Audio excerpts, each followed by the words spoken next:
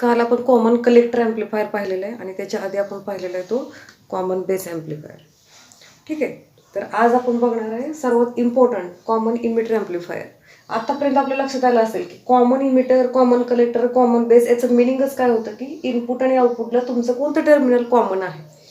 Transistor chapter जर आपण आधीपासून केलं असेल तर आपल्याला हा सिम्बॉल पाठ असणं गरजेचं आहे. वरचं टर्मिनल कलेक्टर, जिकडे ॲरो असतो तो इमिटर आणि मधलं टर्मिनल आहे ते बेस.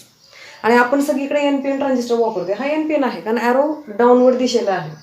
ठीक आहे, जास्तीत जास्त आपण सगळीकडे NPNच वापरतो, त्यामुळे कुठेही PNPचा सिम्बॉल आपण काढायचा नाही. आपण सगळीकडे NPNच काढतोय बायपोलरमधला. ठीक आहे, फक्त सुरुवातीचा जो क्वेश्चन होता आपला कन्स्ट्रक्शन सांगायचं आपल्याला बायपोलर म्हणजे काय, तिथं मात्र आपण दोन्ही ट्रान्झिस्टरचे सिम्बॉल्स आणि कन्स्ट्रक्शन आपण काढलेलं आहे. PNPचं वर्किंग विचारलं तर PNPची फिगर येईल. बाकी कुठेही आपण PNP काढलेलं नाही, सगळीकडे आपण NPN वापरतो जास्तीत जास्त. आता इथं लक्ष द्या की कॉमन इमिटर आहे म्हणजे तुमचं इमिटर टर्मिनल हे इनपुटला पण असलं पाहिजे, आउटपुटला पण असलं पाहिजे. ठीक आहे, जसा सिम्बॉल आपण नेहमी काढतो त्या पद्धतीने आपण सिम्बॉल काढलेलं आहे.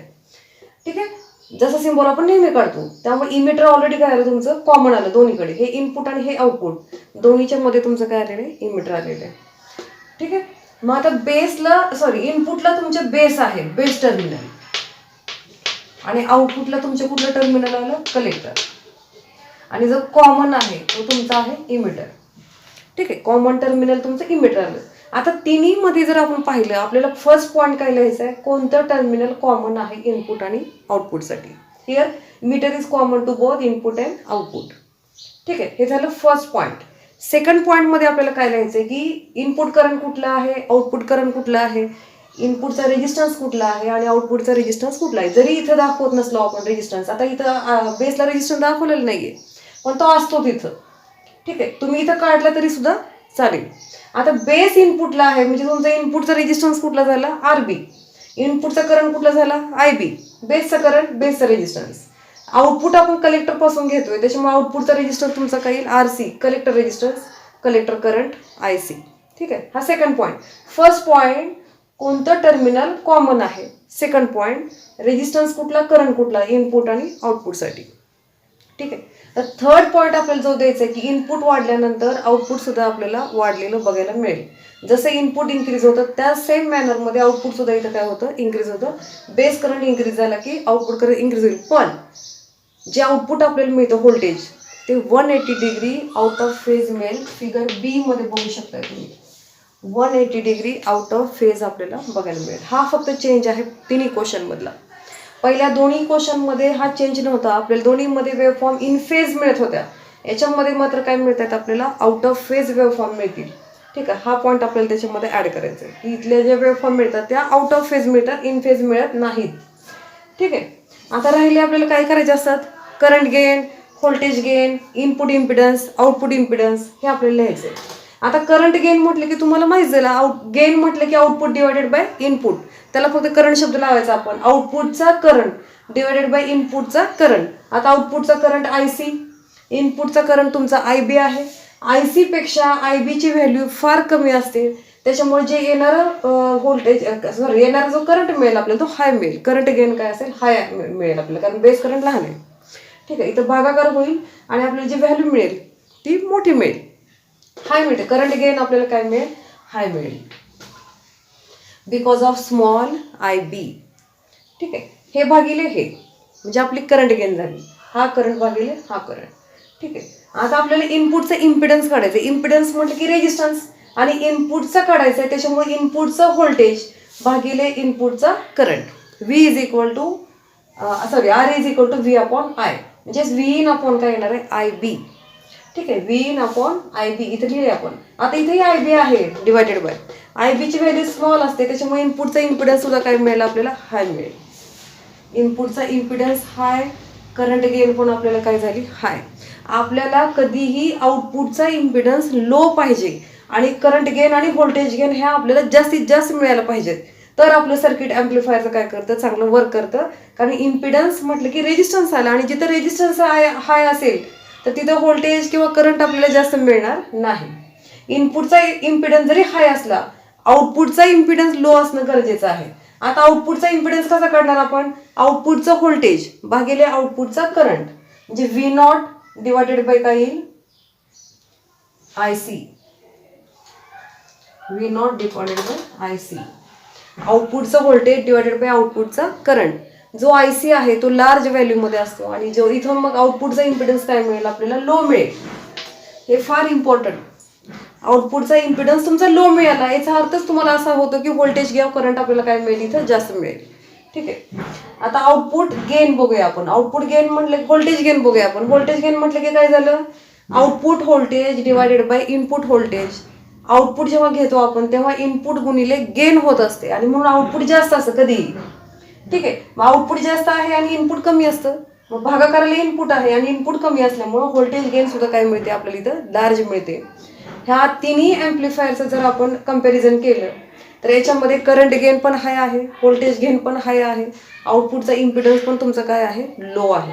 त्यामुळे सर्वात पॉप्युलर ॲम्प्लिफिकेशनची जर मेथड असेल तर ती हीच आहे की जास्तीत जास्त हा ॲम्प्लिफायर वापरला जातो, कॉमन इमिटर ॲम्प्लिफायर. फक्त याच्यामध्ये वेवफॉर्म जी असते आपल्याला ती कशी मिळते? तर 180 degree out of phase signal आपल्याला मिळेल. हा फक्त डिफरन्स आहे.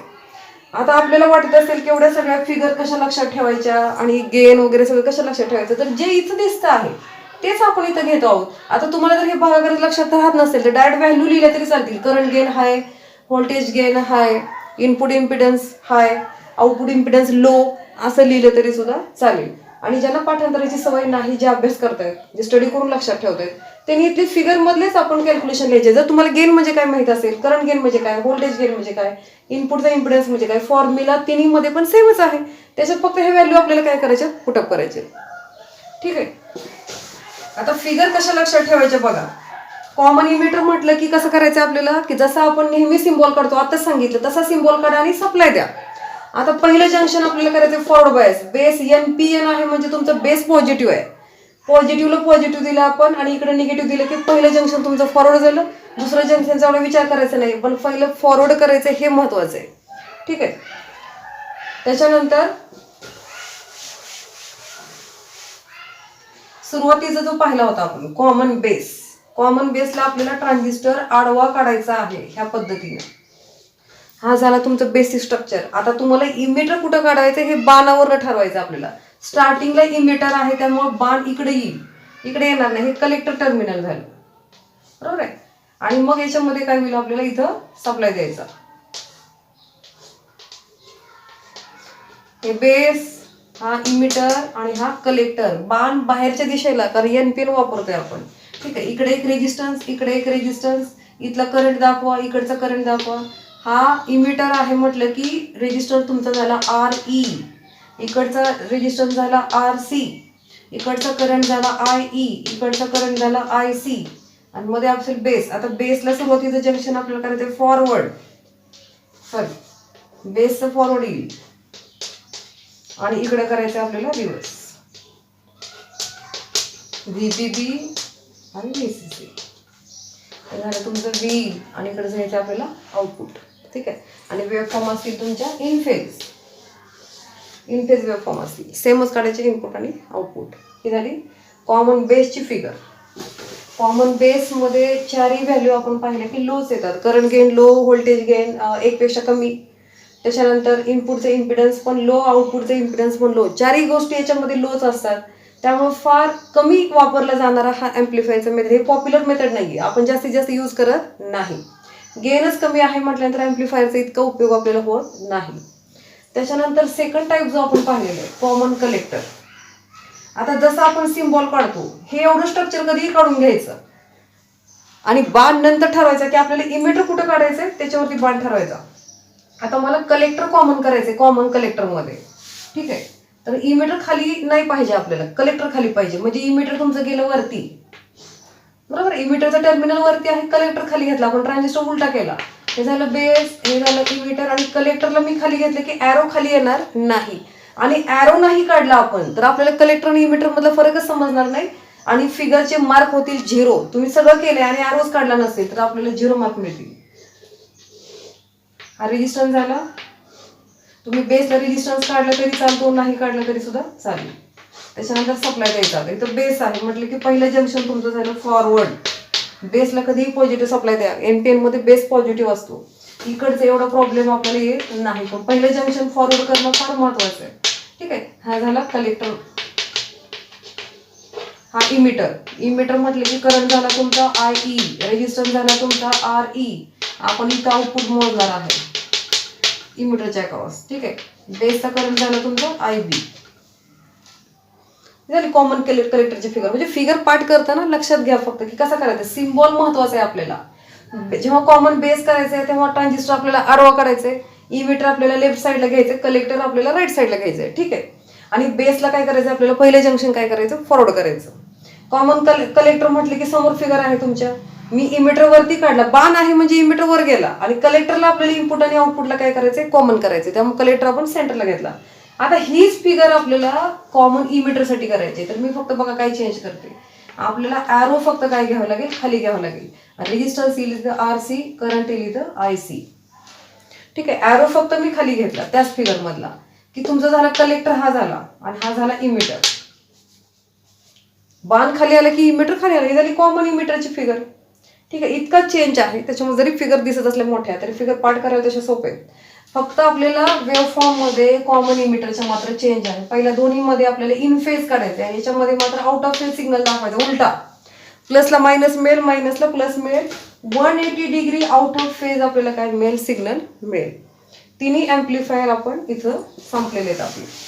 बायसिंग मेथड आपण थोडेसे स्किप केले. जर आपल्याला वेळ राहिला तर आपण घेऊया, तर खूप मोठा चॅप्टर बनेल आणि आपलं काहीच व्यवस्थित होणार नाहीये. ठीक आहे. तर बायसिंग मेथडपेक्षा जे महत्त्वाचे क्वेश्चन्स आहेत ते आपण सगळे कव्हर करणार आहे. ज्या नोट्स दिलेले आहेत, जसे क्वेश्चन शिकवून होतील तसे आपण आपल्या नोटबुकमध्ये राईट करा, जिथं मी जागा सोडलेली आहे. आता PNP ट्रान्झिस्टरचं वर्किंग तुम्ही लिहायचंय, तुम्ही फिगर काढायची NPN ची बघून, त्याच्या उलटी फिगर येईल सगळी, लिखाण त्याच्या उलट होईल. होलच्या जागी इलेक्ट्रॉन, इलेक्ट्रॉनच्या जागी होल्स होतील. ठीक आहे. एवढंच फक्त याच्यामध्ये चेंज होईल. निगेटिव्ह टर्मिनल इलेक्ट्रॉन्स इमिट करायला सुरुवात करते NPN मध्ये, PNP मध्ये होल्स इमिट करायला पॉझिटिव्ह टर्मिनल सुरुवात करेल. ह्या पद्धतीनं आपण काय करायचं, लिहायचं. तुम्ही हे मनाने लिहित वाचून तर तुमचे हे दोन्ही क्वेश्चन पाठवून जातात. त्याच्यामुळे मी दिलेलं नाहीये. तर फिगर पण काढायची आहे, त्याच्या नोट्स पण लिहायचे आहेत, आणि मला त्याचा फोटो टाकला तरी सुद्धा चालतील. 2 प्रॉब्लेम दिलेले आहेत, ते दोन्ही प्रॉब्लेम सॉल्व्ह करा. त्यातला एक तर आपण टेस्टमध्येच घेतला होता. जर तुम्हाला प्रॉब्लेम सोडवायला अडचण असेल तर मला विचारा. त्याच्यानंतर बीटाचं रिलेशन पण आपण सोडवायचं आहे. आपण बीटा इज इक्वल टू घेतलेलं होतं अल्फा अपॉन 1 मायनस अल्फा. त्याच पद्धतीनं alpha is equal to beta upon 1 plus beta. कसं आहे, तर हे इक्वेशन तुम्ही सॉल्व्ह करायचंय. मी जागा दिलेली नाहीये, पण तुम्ही सॉल्व्ह करा स्वतः. हे दोन्ही आपल्याला काढता यायला पाहिजेत. हे पण यायला पाहिजे, हे पण यायला पाहिजे. ठीक आहे. तर फार कमी विद्यार्थ्यांनी हे सोडवलेलं होतं. मुलांमध्ये मला वाटतं 1-2 मुलं आणि मुलींमध्ये 1-2 मुली सोडवत आहेत. जर तुम्हाला टेस्ट टाकली नसेल आणि जर तुम्हाला काहीच क्वेश्चन विचारले नाही तर व्हिडिओ बघायचं प्रमाण फार कमी होतं. मी आतापर्यंत खूप वेळा तुम्हाला सांगितले की इंटरनल मार्क्स वरतीच तुमचे मार्क डिपेंड राहणार आहेत. जसं आता आपल्याला सांगतायत की एक्झाम जर नाहीच झाल्या आपल्या ऑफलाईन, तर आपल्याला असेच मार्क आपल्याला काय करावं लागतील. जर सरकारकडून तसं आलं तर आपल्याला तसेच इन्क्लूड करावे लागणार आहे. तर जेवढ्या एक्झाम होत आहेत तेवढ्या द्या, कारण त्याचे मार्क आम्ही पुटअप करतोय सगळेजणच. ठीक आहे. तर थोडंही गांभीर्य आपल्याला नाहीये. 5 ते 10 मिनिटाची लेक्चर बघायला जर आपल्याला वेळ मिळत नसेल तर मुश्किल गोष्ट होणार आहे तुमच्यासाठी. कारण 12वीला मग काय ना, 11वीचं जर बेसिकच तुमचं नसेल तर 12वीला कुठूनही तुम्हाला कोणतेही चॅप्टर्स काढणार नाहीत. फार गाफील राहतोय आपण, तर गाफील राहू नका. उलट घरामध्ये बसून फार वेळ वाचतोय तुमचा, येण्या जाण्याचा वेळ वाचतोय, शाळेच्या टीचिंगचा वेळ वाचतोय. आणि ज्या प्रमाणामध्ये शाळेमध्ये लेक्चर असतात 40-40 मिनिटाचे, त्या पद्धतीने आपण टाकतच नाही. 5, 10, 20 मिनिटाचे लेक्चर जास्तीत जास्त आपण टाकतोय. तर ते जर नाही बघितले तर तुम्हाला परत एवढा सिलेबस करणं मुश्किल होऊन जाईल. आता ह्या चॅप्टरमध्ये जे मॉसफेट आहे, FET आहे, ट्रान्झिस्टर आहे, हे तुम्ही इंजिनिअरिंगला जरी गेलात पुढे तरी तिथंही आहे. डाटा सायन्ससाठी गेला तुम्ही IITच्या कोर्ससाठी तर तिथंही आहे. मॉसफेट हा बेसिक स्विच म्हणून वापरला जातो IC साठी, कारण डिजिटल स्विच म्हणून ते फार फास्ट काम करतं. आणि 11वीला आपल्याला टोटली त्याचं कन्स्ट्रक्शन वर्किंग आहे. 12वीला परत मॉसफेट कसा काम करतो सर्किटमध्ये ते आहे. 11वीला नाही समजलं तर 12वीलाही तुम्हाला समजणार नाही. आणि तेच क्वेश्चन सगळे परत रिपीटमध्ये आहेत इंजिनिअरिंगला गेल्यानंतर. जर तुमचे कोणी असतील इंजिनिअरिंगला तर विचारा. बराचसा भाग जो तुम्हाला इथं शिकवला जाते तो सगळा त्यांना आता फर्स्ट इयरमध्ये वेगवेगळ्या सब्जेक्टमध्ये इन्क्लूड आहे. रेक्टिफायर आहेत, झिनर डायोड आहे, आणि जे आतापर्यंत आपण ट्रान्झिस्टरचे क्वेश्चन बघतोय ते पण आहे. ठीक आहे. तर थोडंसं सिरियसली व्हा. 1 महिन्याच्या आसपास आपला सिलेबस सगळ्याच 11वीत संपेल. तर जेवढे लेक्चर्स होत आहेत तेवढे लेक्चर तरी अटेंड करा कमीत कमी. आपल्याला काहीतरी दबाव आला तर आपण बघायचं नाही तर बघायचंच नाही, असलं काम चाललंय. आणि रेंज नाही, हे नाही, ते नाही, हे कारण झाले फक्त. बाकी प्रत्येक वेळेला तुम्ही ऑनलाईन दिसताय आणि तुम्हाला फक्त लेक्चर म्हणले की रेंज मिळत नाही, तेही 2-2, 3-3 दिवस रेंजच मिळत नाही. हा भाग विचार करण्यासारखा आहे. ठीक आहे, तर आपण बाकीचे क्वेश्चन्स न करता जे काही तुम्हाला मिळतं आहे ते सगळे क्वेश्चन्स आपण व्यवस्थित करा. काही अडचण असेल तर मला विचारा. ठीक आहे, त्याच्यानंतर डिफरन्सचा पॉईंट आपण टाकलेला आहे. तर डिफरन्सचा पॉईंटही तुम्ही करायचं आहे. तर चार्ट आपण टाकलेला होता, हा 5 पॉईंट दिलेले आहेत. इथे पॉईंट्स लिहिलेले मी, कॉमन बेस, कॉमन कलेक्टर आणि कॉमन इमिटर. तर कंपॅरिझन कुठल्या तरी दोन्हीचे विचारतील, आपण तिन्हीचे इथं दिलेले आहे. पहिला आहे तुमचा व्होल्टेज गेन, दुसरा आहे तो करंट गेन. ठीक आहे, तिसरा जो आहे तो इनपुट इम्पिडन्स, चौथा पॉईंट आहे आउटपुट इम्पिडन्स आणि लास्ट पॉईंट आहे तो फेज डिफरन्स. फेज इन्व्हर्जन होत आहे का नाही होते आपल्याला सांगायचं आहे फक्त. असे 5 पॉईंट आपण केलेले आहेत. आता जर आपण पाहिलं तिन्ही क्वेश्चन मध्ये, कॉमन बेस मध्ये सगळ्याच गोष्टी काय असतात, लो, आणि त्याच्यामध्ये फेज इन्व्हर्जन पण होत नाही. इथं तुम्ही नो म्हणून लिहिलं तरी सुद्धा काय होईल, चालेल. ठीक आहे, आता त्याच्यानंतर कॉमन इमिटर मध्ये व्होल्टेज गेन पण आपल्याला मॅक्झिमम मिळते किंवा लार्ज मिळते, करंट गेन पण आपल्याला मॅक्झिमम मिळते. इनपुटचा इम्पिडन्स असतो हाय पण आउटपुटचा इम्पिडन्स आपल्याला मिळतो लो. आताच पहिला आपण. आणि फेज इन्व्हर्जन याच्यामध्ये होतं, यस असं लिहायचं आपण. ठीक आहे, आता झाले कॉमन कलेक्टरचे पॉईंट. तर कॉमन कलेक्टरचे पण आपण घेतलेले आहेत. करंट गेन फक्त हाय असते, व्होल्टेज गेन मात्र 1 असते याच्यामध्ये. ठीक आहे, व्होल्टेज गेन 1, करंट गेन हाय. इनपुटचा इम्पिडन्स तुमचा हाय मिळेल आणि आउटपुटचा इम्पिडन्स तुम्हाला काय मिळेल, हे सेम असेल. जसं इमिटर आहे तसं सेम हा पण. ठीक आहे, याच्यामध्ये आणि याच्यामध्ये फरक काय आहे की याच्यामध्ये व्होल्टेज गेन मॅक्झिमम मिळते कॉमन इमिटरमध्ये, कॉमन कलेक्टरमध्ये ती किती असते, जवळपास 1 असते. हा फक्त फरक ह्या दोन्ही मधला, नाही तर बाकीच्या सगळ्या गोष्टी बघा सेम आहेत. आणि फेज इन्व्हर्जन कॉमन कलेक्टरमध्ये सुद्धा होत नाही, होतंय ते फक्त कॉमन इमिटरला.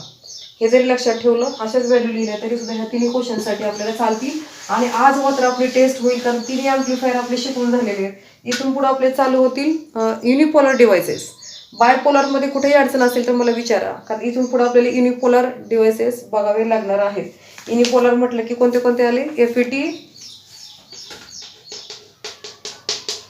मॉसफेट किंवा मॉस FET आणि लास्ट आहे तो UJT. आता कसे क्वेश्चन येणार बघा, याचं कन्स्ट्रक्शन, ह्याचं वर्किंग. ह्याचं कन्स्ट्रक्शन, ह्याचे 2 टाईप आहेत परत, त्याचं कन्स्ट्रक्शन वर्किंग आणि UJTचं कन्स्ट्रक्शन आणि वर्किंग. तर UJTचे 2 क्वेश्चन आपले फक्त राहिलेले आहेत, फिगर फक्त दिलेली तुम्हाला. ठीक आहे, त्याचं वर्किंग राहिलेलं आहे आणि त्याच्या IV कर्वचे एक क्वेश्चन आहे, तो एक राहिलेला आहे. तर तो मी लवकरच टाकेन. जसे होतील तसे क्वेश्चन तुम्ही लिहून काढा, कारण फिगर भरपूर आहेत ह्या नोट्समध्ये. ठीक आहे, तर उद्या आपण FETचं कन्स्ट्रक्शन प्लस FETचं वर्किंग उद्या संपून टाकणार आहे. त्याच्यानंतर मॉसफेट 1 दिवस लागेल आणि UJT आपल्याला 1 दिवस लागेल. ट्रान्झिस्टरचा चॅप्टर आपल्याला ह्या आठवड्यामध्ये पूर्ण होईल.